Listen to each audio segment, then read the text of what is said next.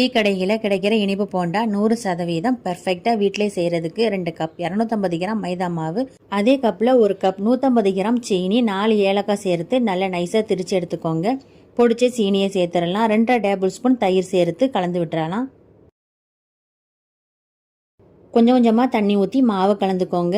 ரொம்ப தண்ணியாக இல்லாமல் ரொம்ப கெட்டியாக இல்லாமல் இந்த அளவு கலந்துக்கோங்க. இந்த மாதிரி எண்ணெயில் போட்டு பொரிக்கும் போது சரியாக வரும். பெரிய டம்ளருக்கு 3/4 டம்ளர் தண்ணி ஊற்றி பசைஞ்சிருக்கேன். மூடி 4 மணி நேரம் மாவை ஊற வச்சிடலாம். 4 மணி நேரத்துக்கு அப்புறம் திறந்துடலாம். 1/4 டீஸ்பூன் சோடா உப்பு சேர்த்து கலந்து விட்டுறலாம். எண்ணெய் சூடானதும் தீயை குறைவாக வச்சுட்டு கையில் கொஞ்சம் தண்ணி தொட்டு மாவை இதை மாதிரி எண்ணெயில் போட்டுக்கோங்க.